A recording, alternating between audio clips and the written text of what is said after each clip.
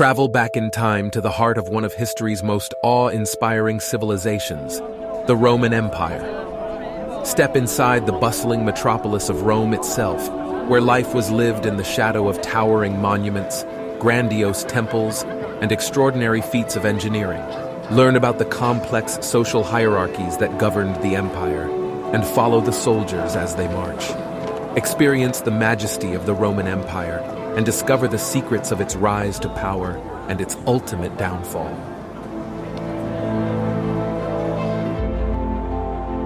It is the year 509 BC. A daring and courageous revolution has overthrown the oppressive Roman monarchy. A republic of hope and renewal has been established. No longer are the people at the mercy of despicable royals.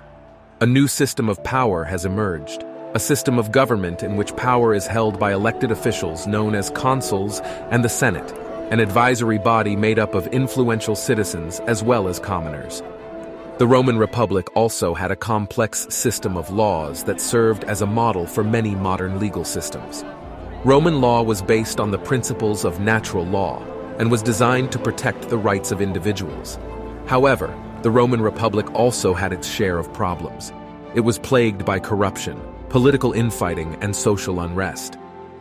The gap between the wealthy and the poor grew wider, and this led to tensions and conflicts within Roman society.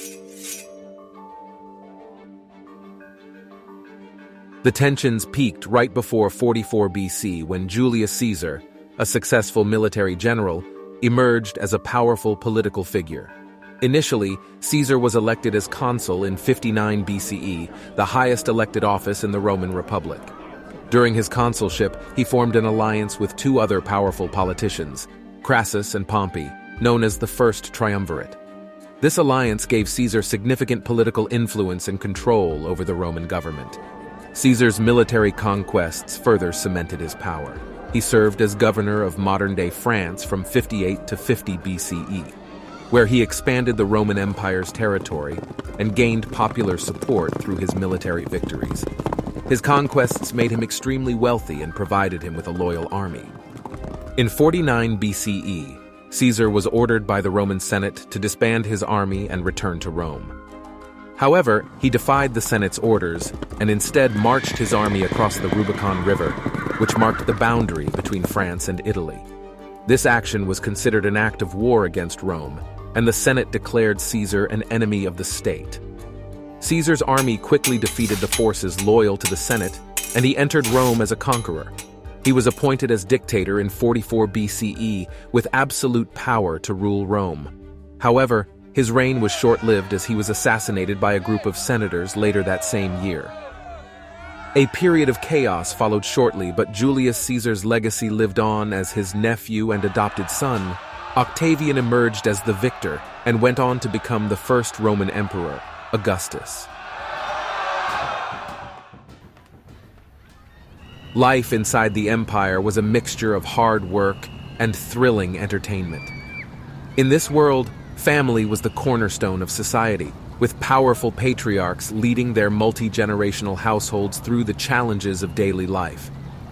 For many, life revolved around work. From farmers to artisans, traders to servants, the Roman Empire was a bustling hive of industry, with people of all backgrounds contributing to the flourishing economy. And for those who were lucky enough to own slaves, the possibilities for wealth and success were even greater. Religion was another crucial aspect of life in the Roman Empire. While the official religion was a pantheon of powerful gods and goddesses, there were also countless other religions and mystery cults vying for followers. Judaism, for example, was a significant faith in the empire. Life, however, wasn't all work and worship. The Romans knew how to have fun, and entertainment was a key part of daily life. Chariot races, gladiator games, and theatrical performances were just a few of the thrilling spectacles that drew crowds of cheering fans. And for those who preferred more quiet pursuits, there were board games, poetry readings, and other intellectual pursuits to enjoy. This massive Colosseum, also known as the Flavian Amphitheater, was an engineering marvel of the Roman Empire. It was built in 80 AD using travertine limestone and concrete, and its elliptical shape could accommodate up to 50,000 spectators, who came to witness the events held within its walls. The Colosseum was the site of some of the most thrilling and blood-soaked spectacles in human history. It was primarily used for gladiator battles, in which trained fighters would battle to the death for the entertainment of the bloodthirsty crowds. These battles were often themed, with participants dressed in elaborate costumes and wielding weapons such as swords, tridents, and nets. Despite the brutal and often deadly events held within its walls, the Colosseum was also a symbol of the power and wealth of the Roman Empire.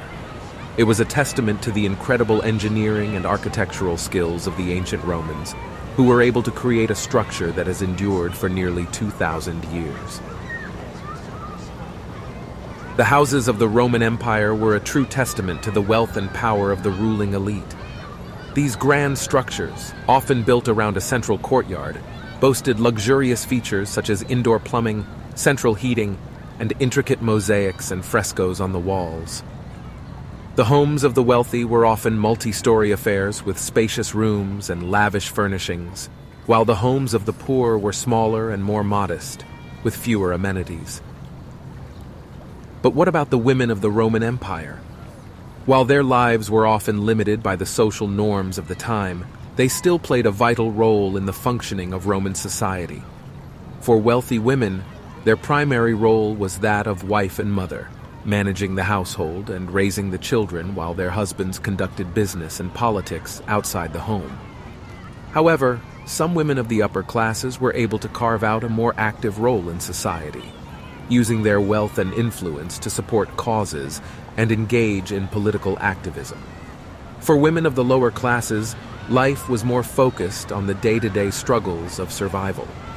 These women often worked alongside men in trades such as weaving, pottery making, and farming, while also caring for their families and homes.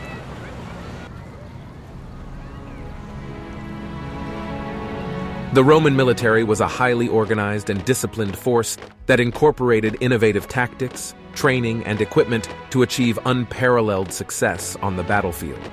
At its largest, the Roman army was made up of 30 legions, or over 150,000 soldiers.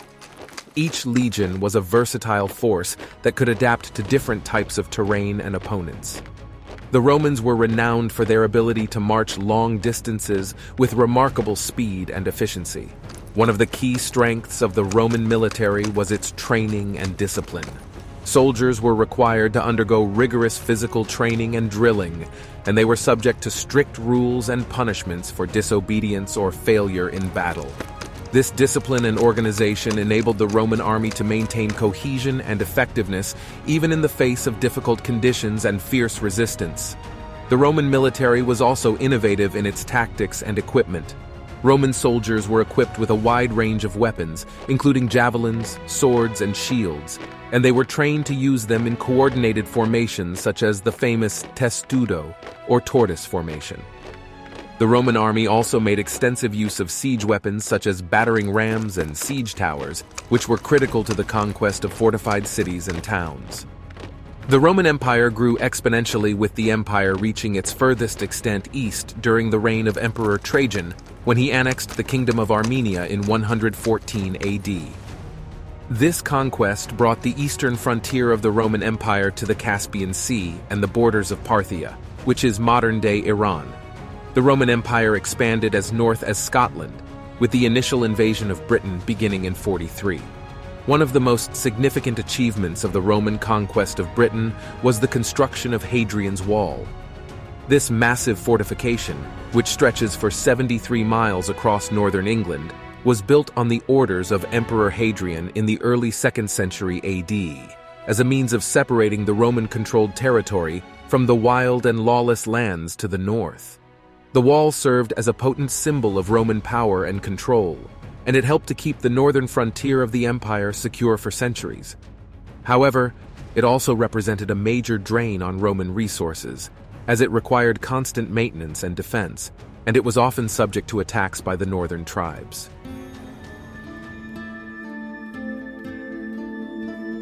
Christianity emerged in the Roman Empire in the 1st century AD, and it quickly began to spread among the diverse populations of the empire.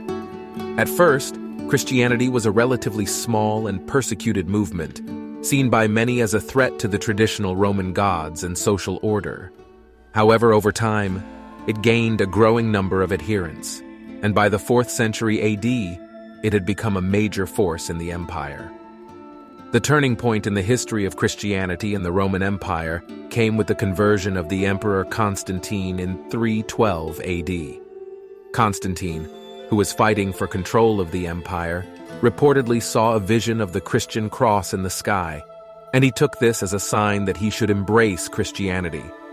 This decision marked a major shift in the fortunes of Christianity, as it gave the religion a powerful new patron and allowed it to gain significant political and cultural influence. With the backing of the emperor, Christianity began to spread rapidly throughout the Roman Empire. Churches and monasteries were built, and Christian leaders gained increasing power and influence in the imperial court.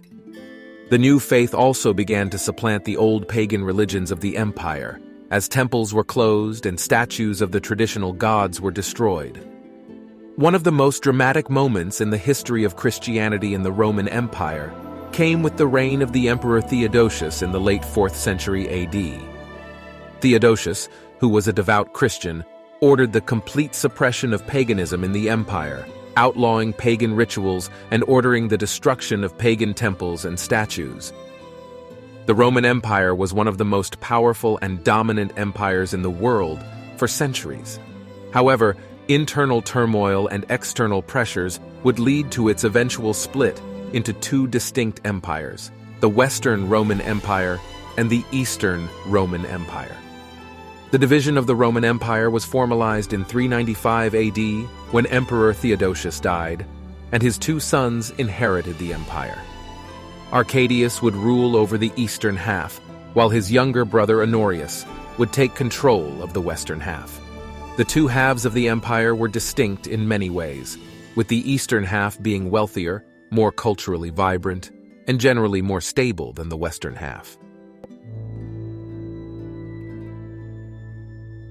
The western half of the empire would struggle in the following decades with economic decline, social unrest, and military defeats at the hands of barbarian invaders.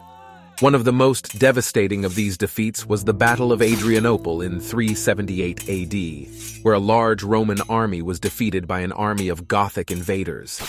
As the Roman Empire weakened, barbarian tribes began to encroach upon its borders, seeking to exploit the weakness of the empire.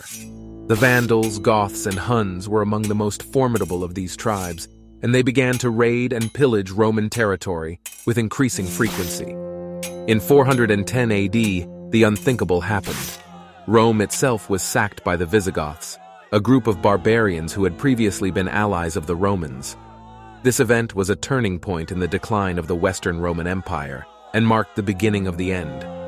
The Roman Empire would continue to struggle for another few decades, but by the mid-5th century, it was clear that the empire was no longer able to defend itself against its enemies. In 476 AD, the last Western emperor, Romulus Augustus, was deposed by the Germanic general Odoacer, marking the end of the Western Roman Empire. The fall of the Western Roman Empire in 476 AD marked the end of one of the most powerful empires in history, but it was not the end of the Roman legacy.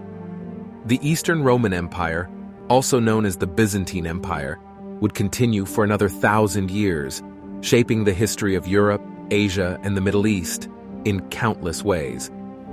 Following the collapse of the Western Roman Empire, the Eastern Roman Empire, with its capital in Constantinople, emerged as the dominant power in the Mediterranean world. The city was strategically located between Europe and Asia, and was surrounded by walls that were almost impenetrable. The walls were over 20 feet high and up to 40 feet thick in some places, and were protected by massive towers and gates. Inside the walls, Constantinople was a city of contrasts. The city was home to a diverse population of Greeks, Romans, Armenians, Jews, and others, all living and working together in a bustling metropolis. The city was dominated by the great Hagia Sophia, a church that was later converted into a mosque by the Ottoman Turks. Its massive dome was a wonder of engineering, and its intricate mosaics and frescoes were considered among the finest in the world. Life inside Constantinople was a mix of luxury and hardship. The city was famous for its opulent palaces, such as the Great Palace of Constantinople, which was the residence of the emperor and his court. The palace was adorned with gold and precious stones, and was filled with luxurious furnishings and works of art. One of the most significant events of the early Byzantine Empire was the reign of Emperor Justinian I. During his reign in the 6th century, Justinian embarked on a series of military campaigns to reclaim lost territories, including North Africa and Italy. He also oversaw a major codification of Roman law, which would have a lasting impact on European legal systems. However, the Byzantine Empire would also face many challenges in the centuries that followed. The Arab conquests of the 7th and 8th centuries saw the empire lose much of its territory in the Middle East, while internal struggles between different factions of the ruling elite weakened the empire's power. In the 11th century, the Byzantine Empire experienced a revival under the leadership of the Komnenos dynasty. Emperors like Alexios I and Manuel I oversaw a period of economic and cultural growth, and the empire regained some of its lost territories in Asia Minor. However, by the 13th century, the Byzantine Empire was facing an existential threat from the rising power of the Ottoman Turks. The Ottomans, led by their powerful Sultan, Mehmed II, began a series of devastating military campaigns against the Byzantine Empire, eventually capturing Constantinople in 1453 and bringing an end to the Byzantine Empire. The legacy of the Roman Empire would continue to be felt long after the fall of the Byzantine Empire. The ideas, culture, and legal systems of the Romans would be transmitted to future generations through the works of scholars like Cicero, Livy, and Tacitus, while the ruins of ancient Rome would inspire artists and writers throughout the ages.